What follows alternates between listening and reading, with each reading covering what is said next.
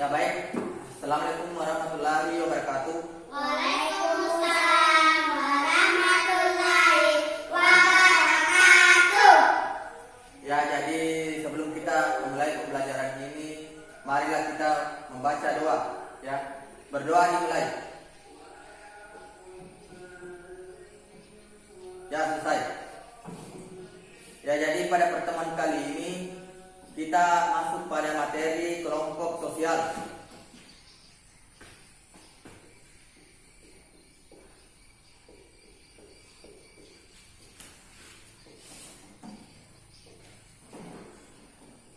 Jadi materi yang pertama yaitu pengertian kelompok sosial.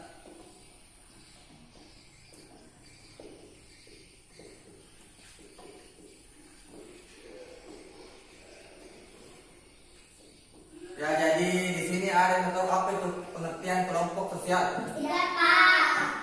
Ya, kalau tidak ada, jadi pengertian kelompok sosial adalah kumpulan individu yang saling berinteraksi dan memiliki hubungan timbal balik.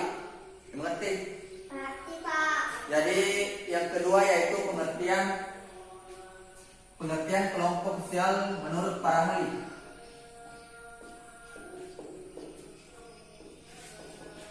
Menurut para ahli.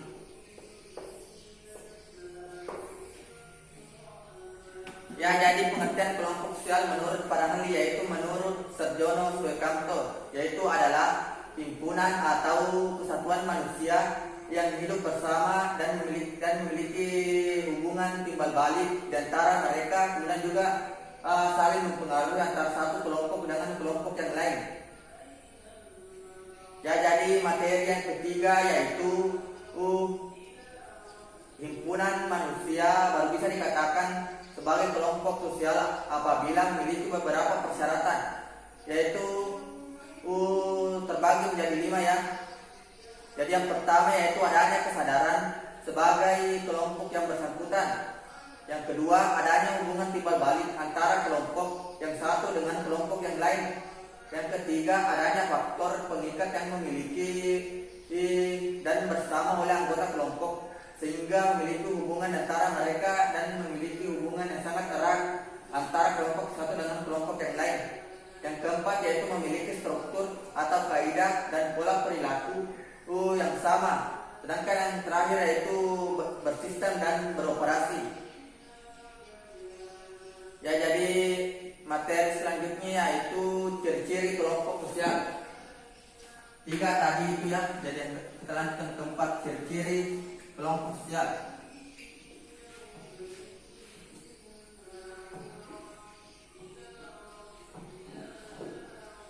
Ya, jadi ciri-ciri kelompok sosial.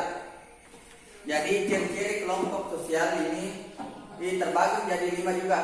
Jadi yang pertama yaitu memiliki kesatuan yang nyata dan dapat dibedakan antara kelompok atau kesatuan manusia yang lain.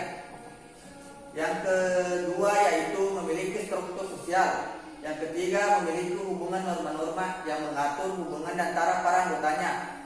Yang keempat memiliki faktor pengikat. Sedangkan yang kelima yaitu adanya interaksi dan komunikasi antara para anggotanya atau para individu yang termasuk dalam kelompok tersebut.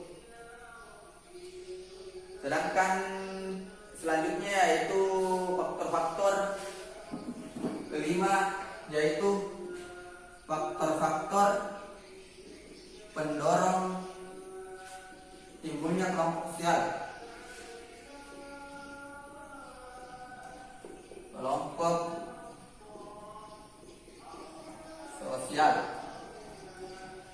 Ya, jadi faktor-faktor pendorong kelompok sosial ini ada beberapa faktornya, yaitu yang pertama dorongan untuk bertahan hidup dengan manusia dan membentuk atau bergabung dengan kelompok sosial yang ada.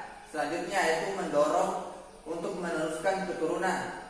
Jadi tidak dipungkiri lagi bahwa semua makhluk hidup mempunyai sifat alamiah yang sama, yaitu meneruskan keturunannya masing-masing. Yang terakhir yaitu dorongan meningkatkan efisiensi kerja, di mana di era modern seperti sekarang ini manusia dituntut untuk memperoleh pekerjaan yang efektif dan efisien dan memperoleh hasil yang maksimal. Ya, jadi kita melanjutkannya. Apakah sudah mengerti semua? Ya, Pak. Ya, bagus. Ya, jadi materi selanjutnya kemudian yang terakhir ya, yaitu faktor pembentuk kelompok sosial. Nah, faktor pembentuk kelompok sosial. Ya, jadi yang terakhir yaitu faktor pembentuk kelompok sosial. Dibedakan menjadi dua. Jadi yang pertama yaitu kedekatan geografis atau tempat tinggal. Pengaruh tingkat kedekatan atau kedekatan geografis ini terhadap keterlibatan seseorang di dalam sebuah kelompok dan bisa diukur. Selanjutnya itu kesamaannya. Jadi kesamaannya pembentukan kelompok sosial tidak hanya tergantung pada kedekatan fisik, tetapi juga kesamaan di antara anggota-anggotanya. Kesamaan ini terbagi menjadi dua ya, yaitu yang pertama kesamaan kepentingan. Dengan adanya dasar utama adalah kesamaan kepentingan, maka kelompok sosial akan bekerjasama demi mencapai kepentingan tersebut. Sedangkan yang kedua yaitu kesamaan keturunan. Sebuah kelompok sosial terbentuk atas dasar persamaan atau keturunan, biasanya orientasinya adalah pola interaksi. Ya, jadi itu saja materinya pada pertemuan kali ini. Adapun kesimpulan dari materi ini yaitu kelompok sosial adalah kumpulan individu yang memiliki hubungan atau saling berinteraksi sehingga mengakibatkan timbulnya rasa kebersamaan dan memiliki keeratan antara satu kelompok dengan kelompok yang lain ataupun individu satu dengan individu yang lain.